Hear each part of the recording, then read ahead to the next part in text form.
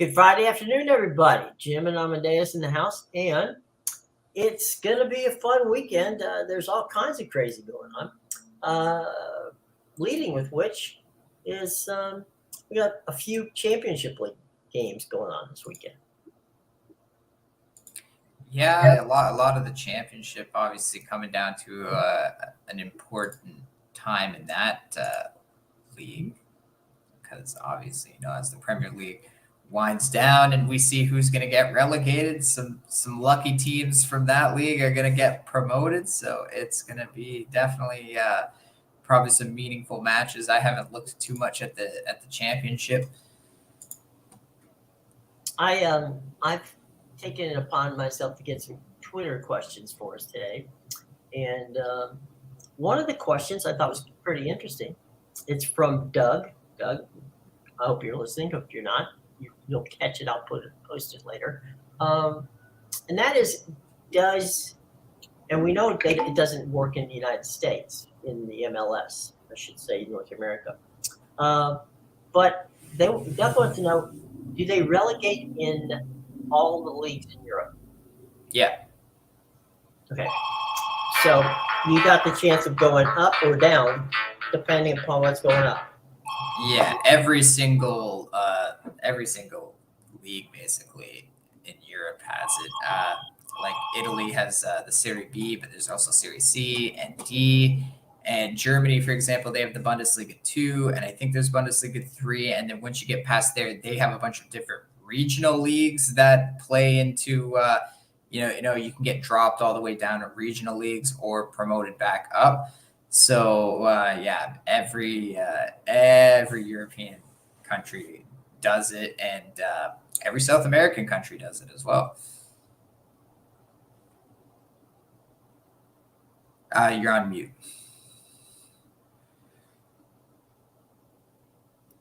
It's my turn not to speak. Okay.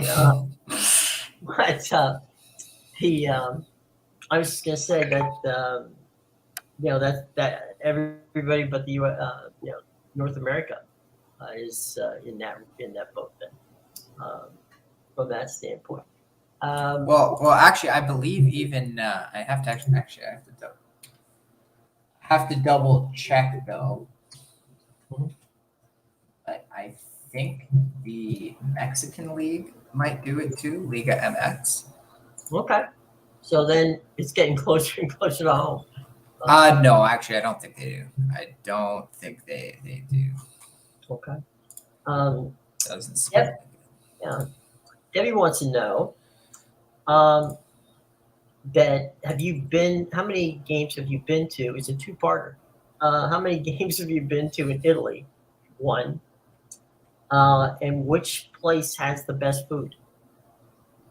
I've never actually been to a game in Italy. I've only been to Italy once in my life, and it was only for 2 weeks, and I was very young at the time. So honestly, I couldn't even remember what places I ate at. But definitely probably will be in the future. Well, the other thing too is you got to believe, right? The ballpark food in an Italian soccer venue must be a high grade stuff. You would think they do have. I will say, from what I do remember from my trip to Italy years ago, is that every place has a wood oven. So there's always some kind of wood oven pizza somewhere, wherever you may be. Right. So you're all set to go, huh? Oh yeah. Oh, that's good. That's good. So there you go. All right, Dennis. What do you got, Dennis? Dennis for Amadeus. Okay, here we go. If you could only bet on one league, what would it be? Probably the Premier League. Mm-hmm. Definitely, obviously it's the most popular league out in Europe, and it just has the best quality teams and players by far. So definitely the Premier League, and I'm on a 32-12 run in the Premier League right now. So definitely making some money. I'm 8-1 in the last 9 picks, so definitely would be the Premier League for that. Cash that one in. Okay, yeah. Here's another one. This one, fun one. And that is from a standpoint of Okay. What's the most important? I'm sorry. I'm trying to read. Uh, okay. What is the most important role a defender has? Because I guess they don't know how that works. The most important role, well, I would assume the ball out of the net would be the most. Yeah, the defender's most important role is always making sure that they don't get too much forward or put themselves in a position where they can't get back and defend. Right. There's a Positioning, a lot of it's positioning. And what is a sweeper?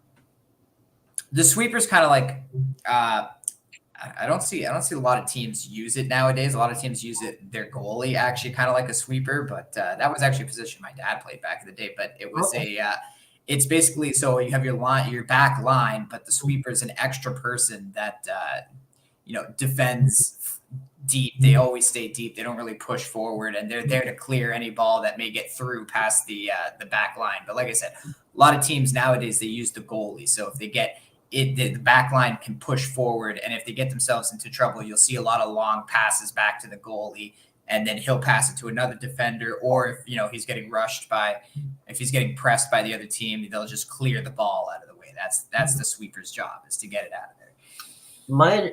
I can go back to the NALS, and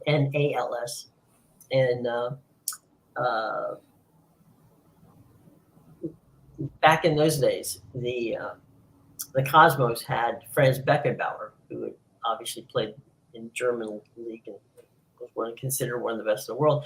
And he played that position. And I asked his coach one day, Eddie Fermani, about it. And he said, the perfect goal would be for Beckenbauer to touch the ball 3 times before they cross the center stripe. And then, so it's 3 one-touch passes that Beckenbauer would touch 3 out of the 6, and then off it would go to Canalia or Pele to put it in the back of the net. But his point of view was that the sweeper could be used as kind of like a point guard in basketball.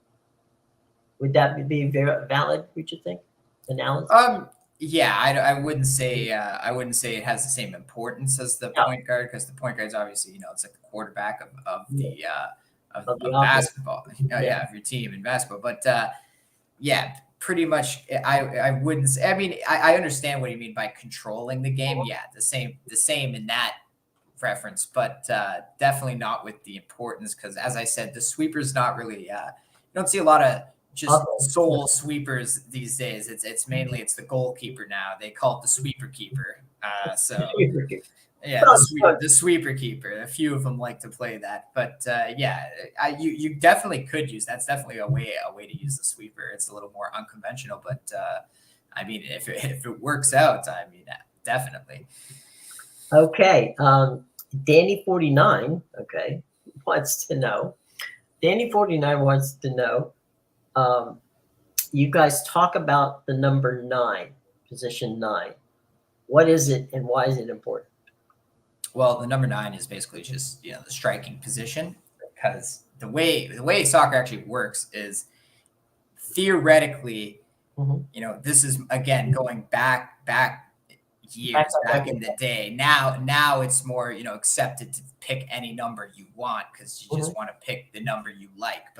But back in the day, how it worked was if you were in the starting 11, everybody is numbered 1 to 11. That's how you knew you were starting. Anything higher than that, you would be a bench player. So basically, each number actually has a specific position, kind of like rugby, how it's supposed to have, right. If you're that number, you're supposed to be playing in that position on the field. Obviously, there's different formations, so it's you have to be flexible with it. But yeah, basically the number 9 is the striker. It is the striker, or the center forward would be the false 9. Some people like to use the false 9, but the striker's job is to put the ball in the net. He is supposed to be your guy to put the ball in the back of the net, and that's why number 9s are so hard to find, because it's finishing is a lot of problem. Teams can hold possession all game. They can take a ton of shots, but if you're not getting meaningful shots on target, or you don't have a guy that knows how to place the ball and finish it properly, that's a big issue you see on a lot of these teams. So striker is very key part of the team. You need that if you want to have a good attack for sure. All right. Let's go to one more and then we'll move on. Lionel Messi got himself in a little trouble with the PSG. Do players like Mbappe, Messi, and the stars get different treatment by the officials? Absolutely. It's not like any other. It's just like any other sport. Yeah, no, I've seen it happen. Yeah, exactly. It's great. Put it like Wayne Gretzky in hockey. He used to get special treatment all the time, and that's just the way it works. You see it in basketball, right? Certain guys get fouled all the time, and they don't call necessarily the foul on the star players, but they'll call it on the role players, the bench guys, the same kind of move. So absolutely. Even a few weeks ago, I think it was the PSG Lens game. I saw a Lens player, go in, bad tackle, yellow card. Messi does the same thing, and the ref kind of just walks over to him and gives him a talk like, "Hey, don't do that again, or I'm gonna have to pull the card out on you." So just like last night where LeBron made a drive. I mean, he literally, I forget who was the guy. I want to say Klay Thompson, but I don't think it was. He literally ran over him to the basket. I mean, the guy was, and he was in position. I mean, that could have been charged. Yeah, but they showed it on replay 4 times, and you're sitting there going, the guy was standing there. Okay, it wasn't like he didn't move his feet at all. He didn't move his feet until LeBron crushed him. But he's the king, so the king gets a little extra treatment there. Yeah, and that's a great example because you see it all the time with charges too, and even sometimes you see a guy travel to the basket and they give him that extra step. So these are just the refs are human too. That's why I say switch it to computers if you want it more accurate. Get it done. They don't pick favorites. They just tell you the ball is offside. Shut up. Yeah. Just leave it alone. Stop complaining. Yeah. It was funny because in that game last night, also Steph Curry picked up his 3rd foul in the first half on a ticky-tack, type thing. And, he's there bemoaning it to the official, and the official's like, basically, I don't want to hear it. Just leave him, get off the court and shut up. So there you go. Even within a game, like any other game of the regular season, he doesn't get that foul. LeBron doesn't get that foul. But when you have star versus star, then now you start favoring the bigger star. Right. And, sorry, you're not getting. Now, look, Steph gets his share of calls. Don't get me wrong. Okay. But last night, what could have been a borderline foul, they gave it to him. It was like, I don't know, 17 seconds left in the first half. But they won by 30, so it doesn't. Yeah, they coasted, so I don't think they have to worry about that one. They looked like the defending champions last night, but we'll see which team shows up in the next game. I got to tell you, I mean, I know Klay Thompson is good, okay? I'd be a fool not to know Klay Thompson. The way that guy, he was just stroking from 3 points. Man, it was like, the basket was across the table. It's just like ching, ching, ching. And I mean, he was just hitting these shots. And, Steph was feeding him, and boy, did he take advantage of it. Oh, well, that's the joke with the Warriors at home, right? It's the good old joke where they have the magnets in the net. Yeah. It's just they can't seem to miss a shot when they're at home. Yeah. It's like, this is crazy. And then they go on the road and can't hit anything. Yeah. And that's the way it is sometimes. You can get there and you go, oh, wow, this is amazing. And, that one last night was, I mean, look, you have a night when you're on. Here was a stat that blew me away. The Lakers and the Warriors played last night, and the Lakers didn't have a foul until 47 seconds left in the opening in the opening half. So they basically go that entire time without going to the free throw line. They didn't get a foul on them the entire Yeah, time. and you know what? It makes up for game one where they out free thrown whatever they were given. They were given 29 free throws in game one to Golden State 6. So you get that evening out now. Yeah. So karma or officiating. I'm not quite sure, but yeah, it was wild. And now those two teams will play again on Sunday. I think is when they're going to do it. Yeah, Sunday afternoon. They'll be back on the court against each other. It's been entertaining. The NBA playoffs have been very entertaining this year so far. But all good things have to come to an end, and we'll see how that works out.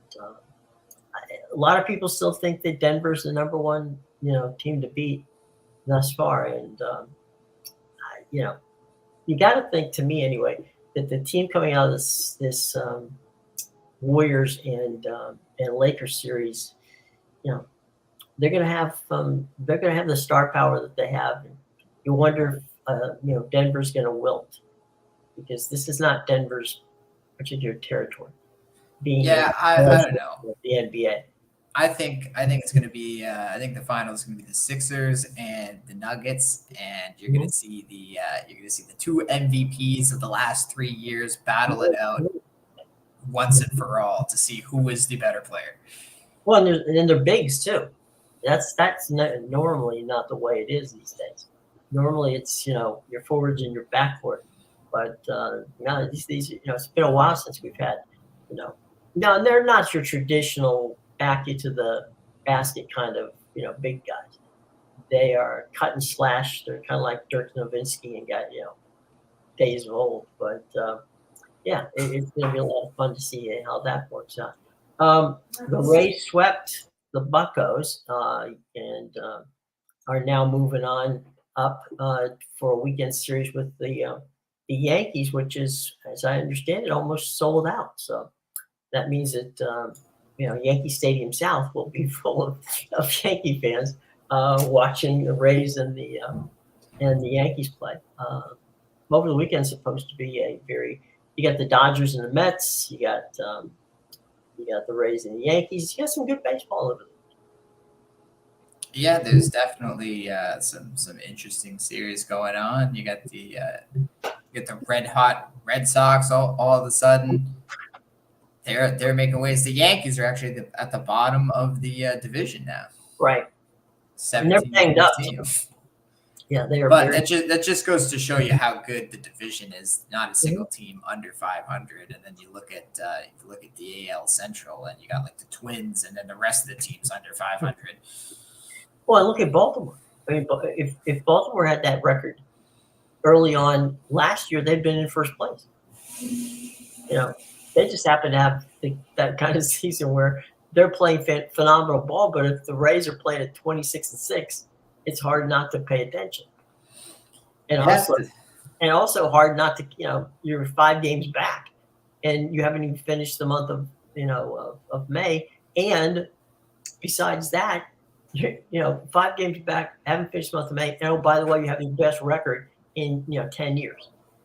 So. It's one of those things where you just got to sit there and go, we're going to play every day and see how it works out, because, you're not going to gain anything. Was the Red Sox swept the Blue Jays, and I saw some of that, and the Jays didn't look bad. It's just that they had some freaky things happen at the wrong time. Yeah, well, I mean, Gausman didn't pitch well at all. So he gave up 6 runs in that one inning. Pitching batting practice.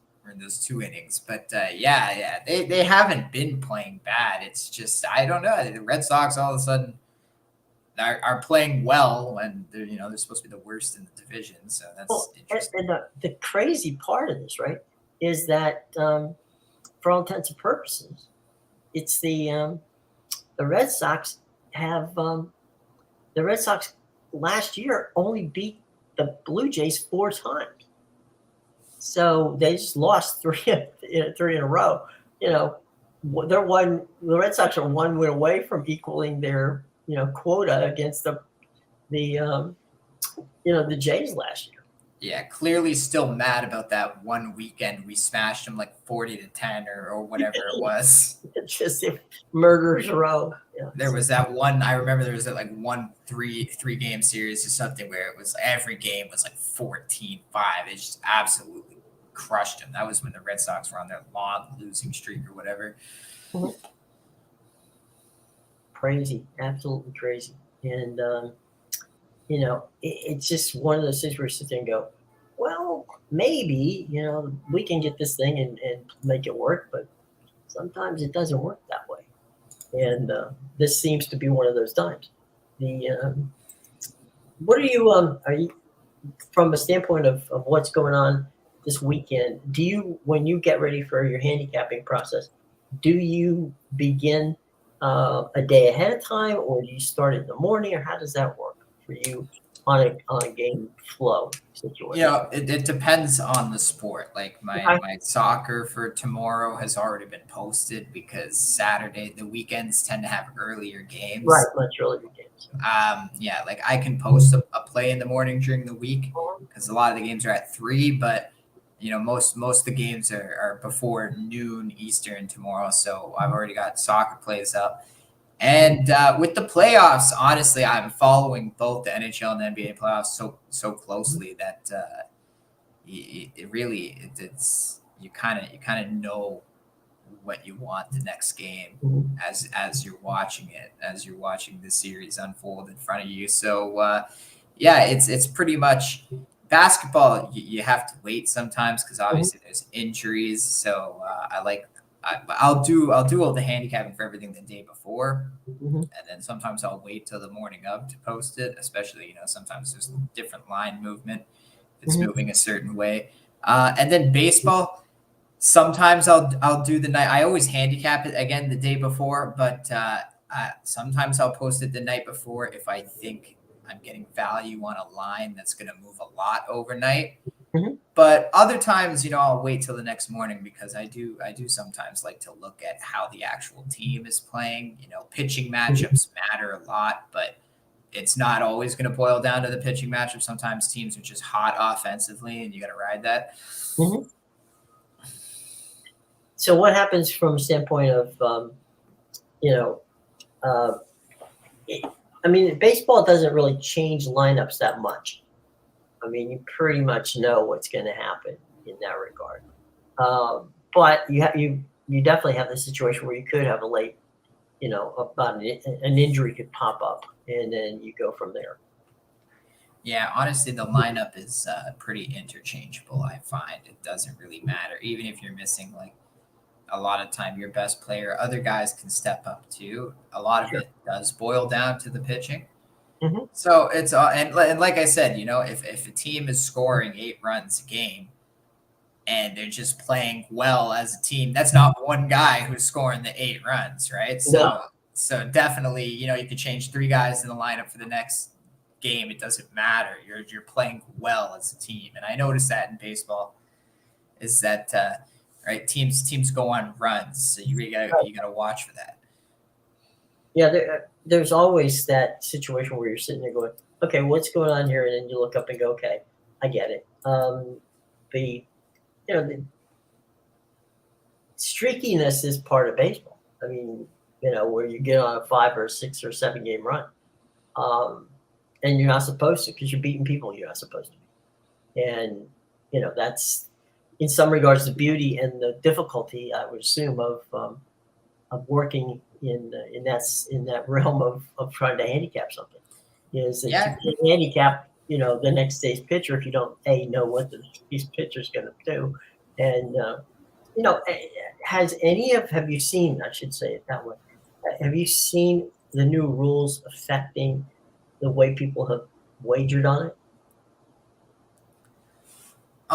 Not so much with the wagering necessarily. I don't know if the new rules, I guess maybe the shift has affected it, because as you're seeing, some teams that were good last year aren't good, and obviously the scoring is up a lot this year, and we're still in the the colder months of the season. Yeah, So usually when the scoring is not up. yeah, so it's going to be definitely interesting when we see it get warmer in the summer in a lot of these northern cities too. But obviously down south it's always going to be hot, but it's going to get even hotter too, which definitely affects the game. So yeah, I haven't really seen nothing about the rules affecting too much handicapping. Not so much, maybe just the totals probably, but you're not seeing, I noticed, as much sevens as you saw last year. You saw a ton of sevens to eights last year. Yeah. This year, you'll see a 7 or a 7.5 when it's two like ace pitchers. The two, Scherzer, Verlander, guy. Obviously, they're not what they used to be, but guys like that, you'll see the really low. Like I think the Kershaw Darvish one was a 7.5 today. That matchup.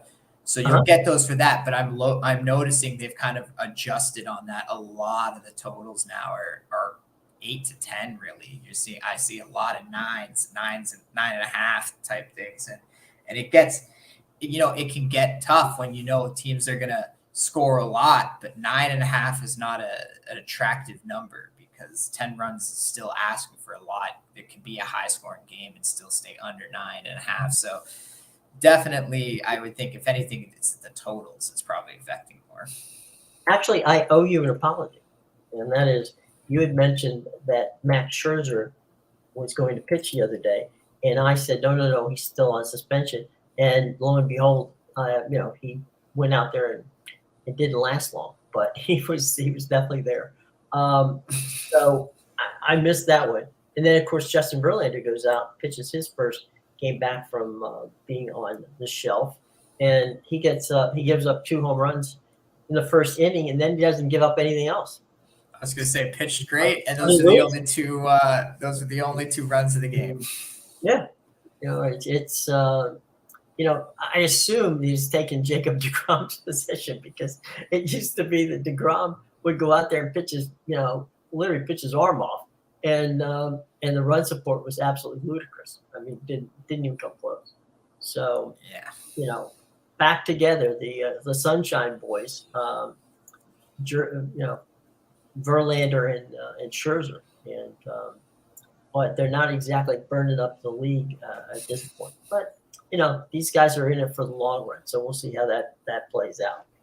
And not necessarily personally being a Mets fan, it doesn't hurt me that much to see what goes on with them in that regard. The funny thing is, yesterday, after, and this happens in baseball all the time, and I know that you track it, and you probably get a lot of grief about it too. A team goes out, scores like 1 or 2 runs, and you're sitting there going, man, how did that happen? The next day, I saw the Cardinals and the Angels. The Cardinals had, basically shut them down. That was the day before.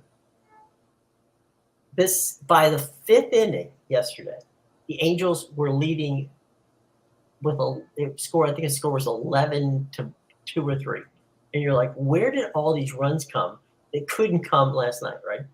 Now, in theory, it's all pitching and all that other stuff, but it does screw with your head when you're sitting there going, how did, yesterday when I wanted them to win, needed them to win, they couldn't hit, anything.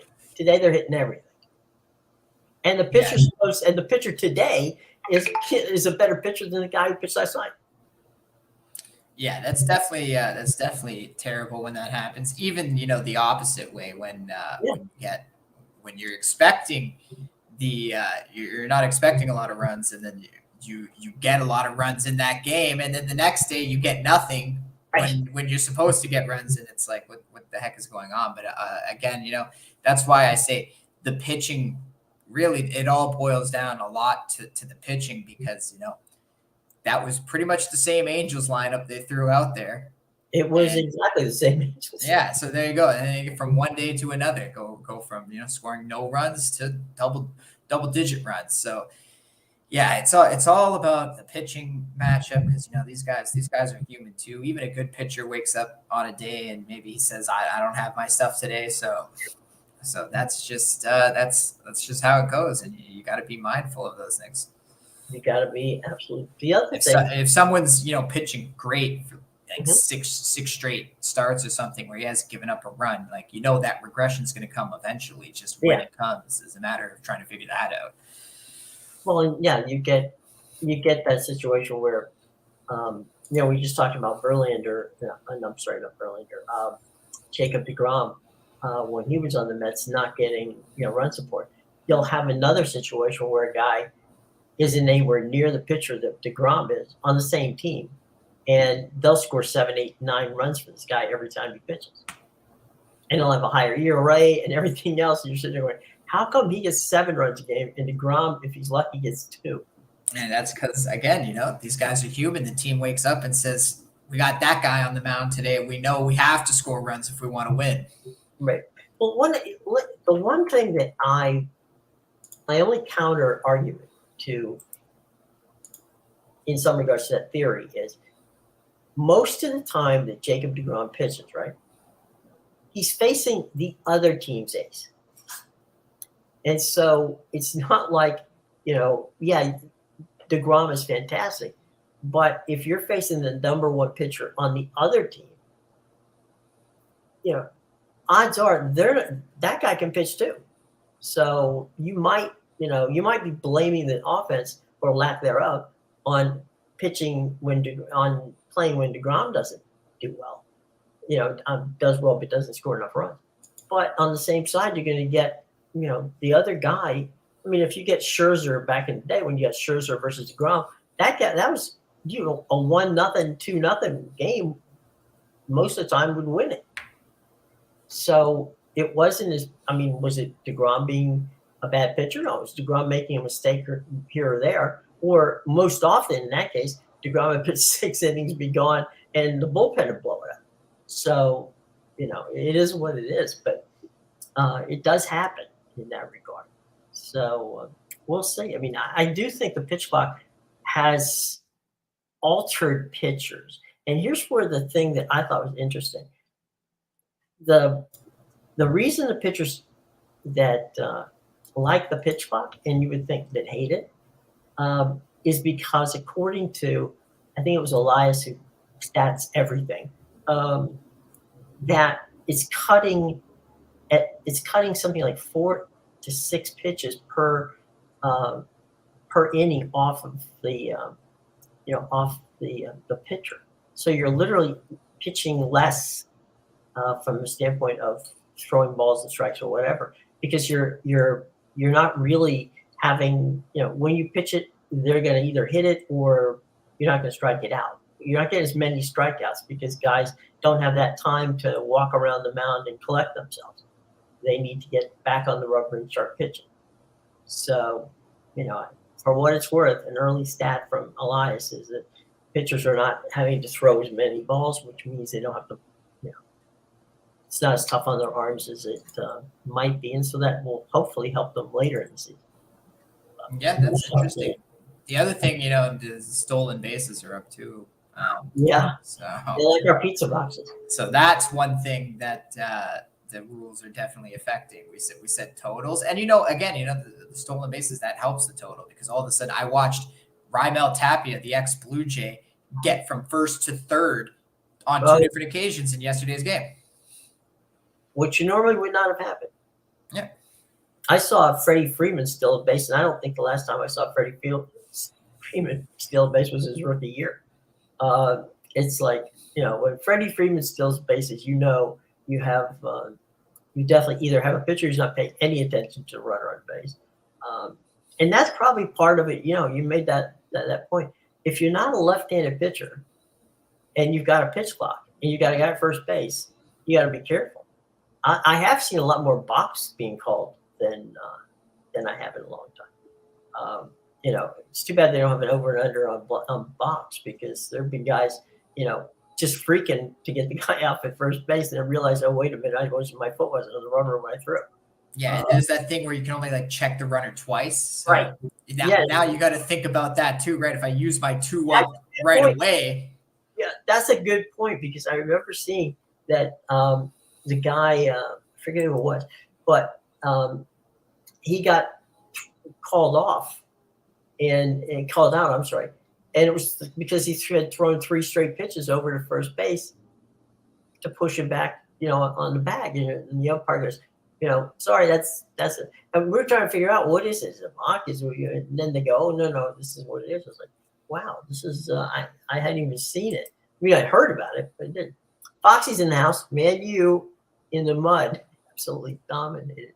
Yeah, we're not going to talk about that one. All right. I lost my Man United plus the half. It ruined my 8-0 Premier League run. And I lost for a penalty kick that was awarded after the game was ended. So we're not going to talk about that one. Not going to talk about. Well, we have always been a fan of Brighton. We just didn't necessarily think. Just not yesterday. We were not a Brighton fan yesterday. Come back anytime, Brighton, but not yesterday. So there's that. But yeah, it's kind of crazy. And we're chatting a little bit about yesterday about horse racing and how it's not exactly what it once was. The glorious and glory days of it has long since passed us. And tomorrow will be the Triple Crown first run, which is of course Kentucky Derby 149th Kentucky Derby. By all means, if you get a chance, check it out. It's going to be here in the States. It's on NBC is going to give us 7.5 hours of horse racing, and so get ready to bet accordingly. It's going to be interesting to see that. But once the Kentucky Derby is over, even if there's the winner goes to the Preakness, it's just it's somehow lost its luster. The biggest horse racing day is now, the Breeders' Cup, and it's not. Of course, you go to the Kentucky Derby to be seen. Basically, a lot of people, and it's less about. And they have Kentucky Derby parties, and there's all kinds of. It may be the one time a casual sports fan will watch a horse race. And they're not going to watch 7.5 hours of it, but they will watch, the horse race. The 5-minute, 10-minute race. Yeah, well, they used to call it the fastest 2 minutes in sport. I don't recall it ever finishing in 2 minutes, but okay, fine. We'll go with that premise. But yeah, it's going to be interesting. And part of the problem, and this is what I found interesting in talking to some of the horse people, they're upset because the way that horses are being bred these days, their legs are very, very, they're not thick, they're thin.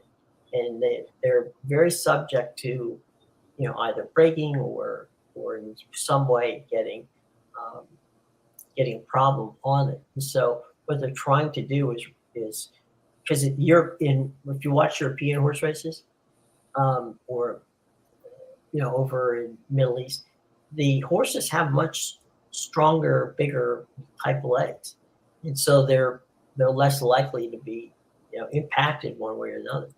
So it should be interesting how that works out, because unfortunately there've been a lot of horses had to be put down because of the thin legs breaking and that being a problem for them. And in some cases it happens. It happened 2 or 3 years ago at the Derby, where the filly broke her leg on the stretch run and had to be put to death on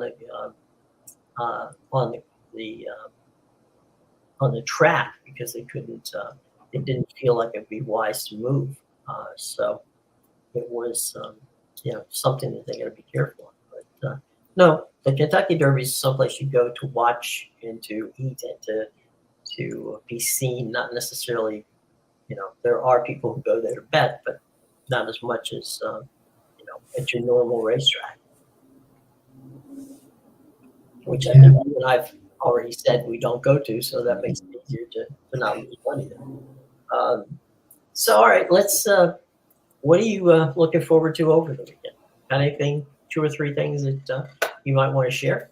No, I'm probably just gonna watch the Premier League game. They don't excite me too much, and then I'll just watch, the playoffs, and that's about it. Not the coronation of the king. Okay. Oh, absolutely not. I have no interest. He's not my king. I have no interest in watching real world events. It's all sports for me. Right. Do not put this in front of me. I don't care. So Yeah. there you go. I actually probably will watch the Kentucky Derby because just the one race and then that's it. Just to give you some help. As you said, the casual fan, I will tune in for that. Right. Even though I have no action or interest in it. I think if you tune in around 6:15 Eastern time, okay, just mark it on your calendar. You will get to see the last, the horses coming out of the paddock and then, being saddled and then being, jockeys up and all that sort of thing. That all comes between about 6:15 and 6:35, which is theoretically when they're gonna, put everybody in the gate and away they go.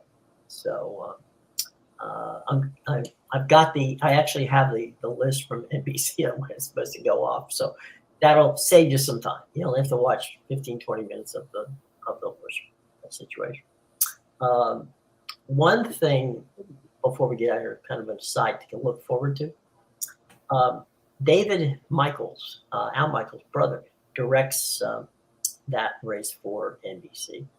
And David has this cool thing where the crew member, the camera person, who gets the best shot of the strangest hat being worn, on Derby Day, which they do this kind of montage of, while my old Kentucky home is playing or something, and they just keep, dissolving back and forth between all of these people.